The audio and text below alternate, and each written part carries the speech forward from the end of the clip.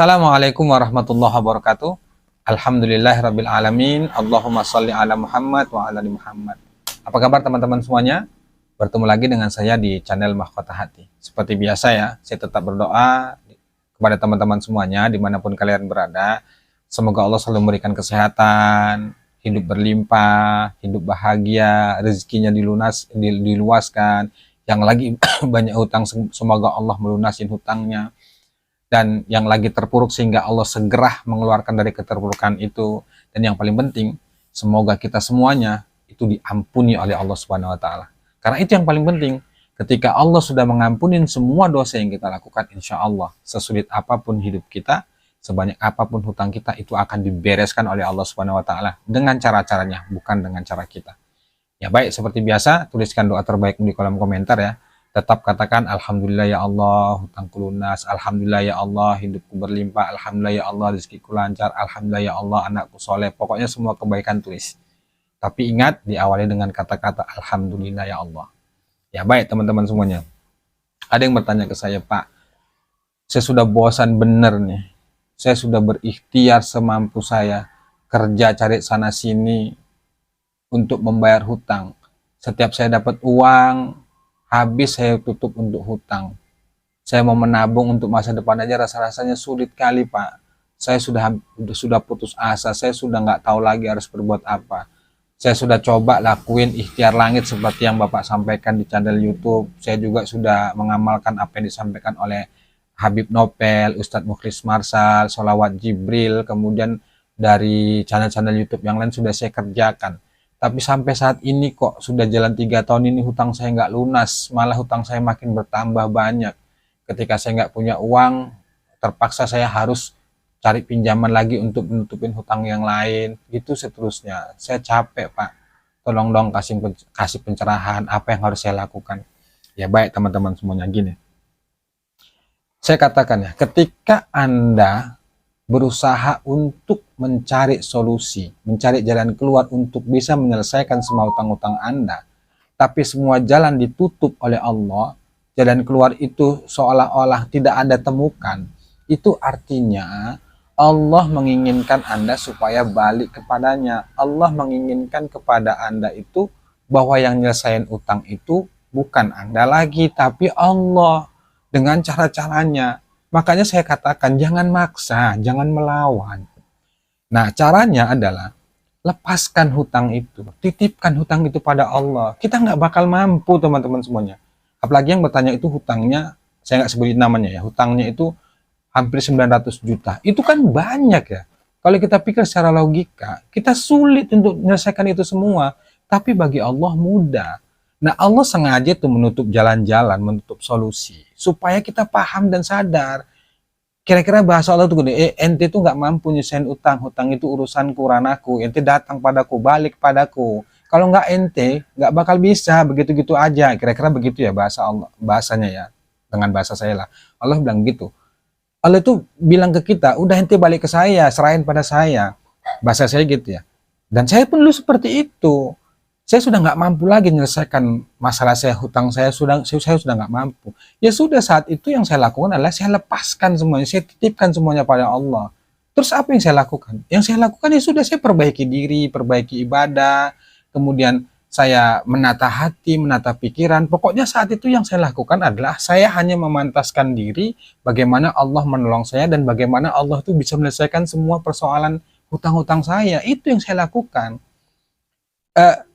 Ente mau maksain diri, mau sehebat apapun, mau sepintar apapun Anda, mau sebanyak apapun relasi yang Anda kenal gitu ya, orang hebat kah, pengusaha kah, kalau Allah sudah berkehendak ditutup tuh jalan, kita nggak bisa berbuat apa-apa. Kita ini lemah teman-teman semuanya, kita ini nggak bisa berbuat apa-apa. Dan selalu saya katakan, ingat, dunia ini itu milik Allah, bukan milik kita. Kita nggak bisa maksa Allah, kita nggak bisa ngatur Allah. Kalau ente sudah berada di titik jenuh, di titik bosan, bahkan Anda sudah putus asa untuk menyelesaikan masalah Anda, masalah hutang, sudah, ente jangan paksa, balikkan ke Allah, pasrah ke Allah. Bilang ke Allah, ya Allah aku nyerah, aku nggak mampu lagi, semuanya aku pasrahkan padamu. Sudah, ente katakan itu, terus fokus ente apa? Perbaiki diri, ente fokus riyadhah, ente fokus pakai cara-cara langit. ente perbaikin ibadah, kemudian kita perbaikin hubungan kita pada Allah, sholat kita perbaiki benar-benar di awal waktu, kita taubat, kemudian kita sholat tahajud, perbanyakin sholawat, perbanyak sedekah, kita puasa, lakukan ibadah-ibadah yang bisa mengundang pertolongan Allah. Itu perintah Allah loh. Dan banyak orang-orang yang melakukan ikhtiar langit itu masalahnya selesai dengan cara-cara ajaib, dengan cara-cara yang nggak bisa kita duga-duga.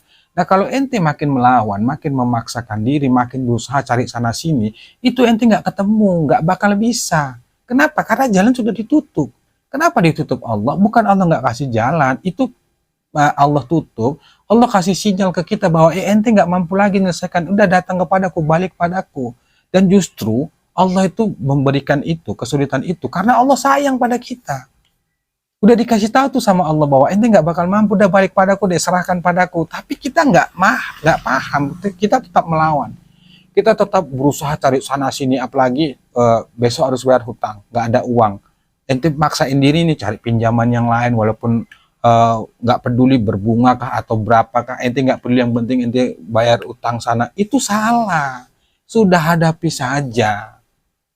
Orang yang berhutang itu punya resiko. Resikonya apa? Dimarahi, dicaci maki, dihina, ya segala macam lah yang nggak enak itu pasti kita hadapin. Tapi itulah resiko, dan itu cara Allah yang bisa menyadarkan kita, yang bisa mendidik kita itu, sehingga kita ketika kita dimarahi karena nggak bisa bayar utang, akhirnya kita pun diajari Allah bagaimana supaya sabar, supaya ikhlas, supaya ridho. 3 hal itu tetap harus kita lakuin.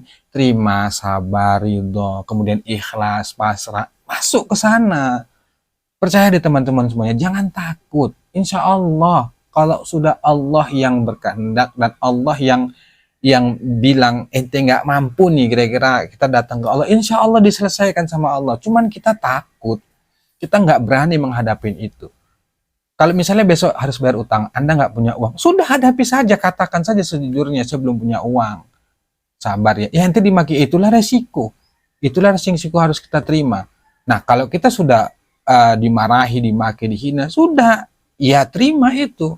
Itulah resiko akibat kesalahan kita. Kemudian selanjutnya apa yang kita lakukan? Sudah, sabar, perkuat keyakinan, perkuat mental, insya Allah semuanya kebaikan. Ingat ya teman-teman semuanya, apapun yang terjadi pada diri kita, mau itu yang kita suka atau yang kita suka, itu yang terbaik datangnya dari Allah. Kita ini kan hanya menebak-menebak ya, menerka-nerka saja. Kita nggak tahu mana yang terbaik untuk kita. Yang tahu itu hanya Allah. Ente dimaki, kita dimaki karena nggak bisa bayar utang. Menurut kita itu nggak baik, tapi boleh jadi menurut Allah itu baik. Supaya apa? Supaya kita sabar, supaya kita paham bahwa kita ini lemah. Terus kita balik ke Allah, datang ke Allah, mohon ke Allah, ya Allah tolong, ya Allah tolong. Terus lakukan itu. Kan sudah selalu saya katakan ya, bahwa kalau benar-benar hati dan pikiran, jiwa raga kita ini benar-benar bergantung hanya pada Allah, insya Allah ente mau diapain pun sama orang yang nagih utang itu, insya Allah ente kuat. Bahkan kalau rumah ente disita, diplang, ente diusir dari kontrakan, atau apapun resiko yang pahit segalanya, kalau kita benar-benar kuat hati kita kepada Allah, insya Allah dikasih kekuatan oleh Allah, insya Allah kita terus dibimbing, insya Allah hati kita itu dikuatkan oleh Allah Subhanahu Wa Taala. Maka fokusannya ketika seperti itu, tenangkan diri. Dengan cara apa? Sholawat, berzikir, beristighfar. Supaya apa? Supaya pikiran kita itu jernih kembali, supaya Allah itu berikan petunjuk kepada kita itu, ya lewat cara-caranya, mungkin nanti diarahkan kita ke sana, atau kemana, kayak ada ide, itu. Gimana Allah mau mengasih jalan, mau mengasih ide, sementara kita nggak ikhlas, nggak terima, nggak ridho, hati kita nggak tenang. Petunjuk jalan keluar itu akan diberikan kepada Allah, akan diberikan Allah kepada kita itu ketika hati dan pikiran kita itu tenang, nerima, sabar, ridho. Kalau ente ngamalin sholawat, ngamalin istighfar, sudah tahajud, tapi ente nggak terima, nggak ikhlas, nggak ridho, ini kurang powerful teman-teman semuanya. Memang nggak ada yang sia-sia. Semua ibadah yang kita lakukan itu, sholawat kah, istighfar kah, segala macamnya, itu tetap Subhanahu wa ta'ala, apalagi sholawat ya, insya Allah sholawat itu, dan ulama sepakat bahwa sholawat yang kita amalkan itu pasti diterima Allah. Tapi ente masih ragu, ente nggak terima, nggak ikhlas, nggak ridho, nggak pasrah pada Allah, ente terus menuntut, ente seolah itu memaksa Allah harus sesuai dengan keinginan, nggak bisa. Yang ngatur dunia ini tuh Allah, terserah Allah. Maka jangan takut deh, jangan takut. Kalau ente mau cepat keluar selesai dari masalah hutang, lepaskan ke Allah, serahkan ke Allah, titipkan ke Allah. Ente fokus tuh riyadhah, ente fokus itu melakukan perbaikan diri, perbaikan ibadah, dan jangan pikirkan hasilnya. Sudah hadapin saja, ikutin saja alurnya, ikuti jalannya, nikmati segala kondisi apapun yang terjadi pada diri Anda. Misal Anda diusir kontrakan, Anda dimaki keluarga, dihina, dikucilkan, nikmatin itu. Dan ingat, ketika susah itu, Anda dihina, Anda dicaci, atau Anda diusir dari kontrakan, kuatkan hati, terus panggil Allah, ya Allah, ya Allah, ya Allah, supaya Allah itu berikan kekuatan. Yang terpenting ketika kita sudah terpojok, sudah terpuruk, benar-benarlah yang paling penting itu kita butuhkan adalah kekuatan hati, kekuatan mental. Caranya bagaimana? Ya minta ke Allah, zikir ke Allah, mohon ke Allah, ya Allah kuatin, ya Allah kuatin. Terus ikhtiar kita bagaimana? Kan ada tuh orang yang bilang, ya Ustadz gimana mau bayar utang kalau kita sholawat aja, istighfar aja, tapi ya ikhtiar. Ente tuh kan sudah saya katakan di awal tadi ya. Ente mau ikhtiar pakai cara dunia, mau ente bekerja, mau jualan kah, mau berbisnis kah, kalau Allah sudah tutup tuh, ente mau bilang apa? Nggak bisa bilang apa-apa. Mau protes kemana ente? Nggak bisa. Itu sudah wilayahnya Allah, dan kita nggak bisa maksa Allah harus sesuai dengan keinginan. Nggak bisa. Udah ikhtiarnya apa? Lakuin tuh ikhtiar langit. Pol-polan bila perlu. Pol asli Kak, lakukan. Itu ikhtiar loh teman-teman semuanya. Bukan, ente jangan berpikir bahwa ikhtiar langit itu nggak usaha. Itu usaha, justru itu lebih powerful. Saya selesai dari hutang itu lebih banyak melakukan ikhtiar langit daripada ikhtiar dunia. Tapi resikonya, ya kita harus perkuat mental. Kenapa? Karena kita harus dicaci, dimaki, dihina. Bahkan ada yang sampai dipenjarakan, sampai rumahnya ditarik lah segala macam. Ya itu resiko. Tapi nggak apa-apa. Selagi kita hati dan jiwa dan raga kita ini kuat ke Allah, hanya bergantung ke Allah, insya Allah Allah pasti menolong. Insya Allah Allah kasih kekuatan, ketenangan.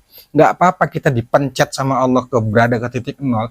Ya di kesempatan itulah kita benar-benar tuh dekat ke Allah dan merengek ke Allah, minta ke Allah. Anggap saja semua kesulitan itu sebagai jalan ampunan atas dosa yang kita lakukan. Jadi itu teman-teman semuanya. Ente jangan terlalu memaksakan diri dah. Saya katakan jangan terlalu memaksakan. Sudah banyak contoh teman-teman saya itu yang mereka dulunya terpuruk hingga akhirnya kita kasih saran, sudah balik ke Allah, fokus saja. Awalnya terpaksa, awalnya nggak kuat, tapi karena dengan dia sudah nggak bisa lagi berbuat apa-apa, dipaksanya dirinya untuk riyadhah, beristighfar, bersolawat, akhirnya dia kuat, dan akhirnya dengan sendirinya hidup dia itu tertata. Tata hidup kita, tata hubungan kita ke Allah, insya Allah Allah akan menata semuanya. Kita saja yang nggak yakin, kita saja yang nggak percaya.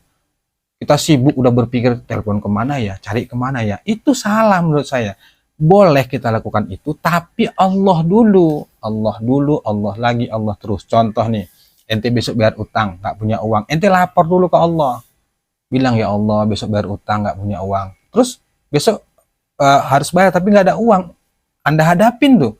Jangan langsung Anda cari ikhtiar sana sini, tidak. Ente lapor ke Allah dulu. Setelah itu ente usaha, telepon ke teman atau bekerja. Terus kalau nggak dapat ya sudah hadapin. Ente dimaki dihina nggak apa-apa. Balik lagi ke Allah. Allah terus, ya Allah tadi baru dimaki, baru dihina, baru direndahkan. Pokoknya segala macam nggak enak itu bilang ke Allah.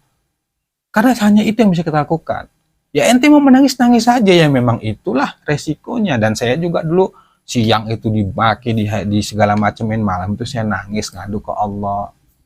Gitu teman-teman semuanya. Maka jangan selalu fokus deh pada ikhtiar dunia. Jangan, sudah pakai saja ikhtiar langit tuh. Biarin apa yang terjadi pada diri kita, mau diapain Allah kita terserah. Itu Allah sudah tanggung jawab. Karena kita ini mau gimana lagi? Posisinya sudah mentok, nggak bisa berbuat apa-apa. Sudah ikhtiar cari sana sini, semuanya gelap, ditutup Allah. Terus kita mau kemana? Mau lari? Mau bunuh diri, mau jual ginjal, mau segala macam, itu salah. Kita punya Allah, maka jangan takut. Perkuat mental, perkuat keyakinan kita pada Allah. Lepasin itu semua hutang-hutang ke Allah. Pasrah ke Allah.